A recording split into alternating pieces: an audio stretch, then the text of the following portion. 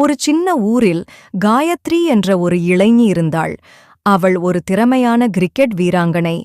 பள்ளி மற்றும் கல்லூரி நாட்களில் அவள் தனது அணிக்காக பல போட்டிகளில் வெற்றி பெற்று வந்தாள்.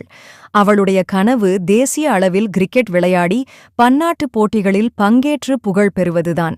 ஆனால் அவளுடைய பெற்றோர்கள் மிகவும் கண்டிப்பானவர்கள். அவர்கள் அவளுக்கு திருமணம் செய்து வைத்து குடும்பப் பொறுப்புகளை ஏற்க விரும்பினார்கள். காயத்ரியின் கனவுகளை அவர்கள் புறக்கணித்தார்கள். காயத்ரி திருமணம் செய்து கொண்டாள். அவளுடைய கணவர் நல்ல மனிதராக இருந்தாலும் அவளுடைய பெற்றோர்களின் கட்டுப்பாட்டில் இருந்தார். அவளுக்கு கிரிக்கெட் விளையாட அனுமதி கிடைக்கவில்லை.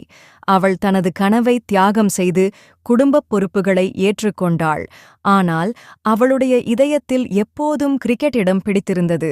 பல ஆண்டுகள் கழித்து காயத்ரியின் மகள் மாடியறையில் தன் அம்மாவின் பழைய கிரிக்கெட் பேட் மற்றும் பரிசுகளையும் கண்டுபிடிக்கிறாள். அவள் முகத்தில் ஆர்வமும் ரசிப்பும் தெரிகின்றன. காயத்ரியின் மகள் பெரியவளாகியதால் அவளுக்கு சிறிது நேரம் கிடைத்தது. அவள் தனது கனவை நிறைவேற்ற முடிவு செய்தாள். அவள் மீண்டும் பயிற்சியைத் தொடங்கினாள். அவளுடைய கணவர் இப்போது அவளுடைய கனவுகளை ஆதரித்தார். அவள் ஒரு முக்கியமான போட்டியில் பங்கேற்றாள்.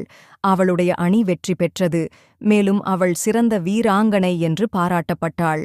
காயத்ரியின் கனவு இறுதியாக நிறைவேறியது. கதையின் பாடம்: கனவுகள் எப்போதும் இறந்துவிடுவதில்லை. அவற்றை நிறைவேற்றுவதற்கான தைரியமும் உறுதியும் இருந்தால் எந்த வயதிலும் எந்த நிலையிலும் அவற்றை அடைய முடியும்.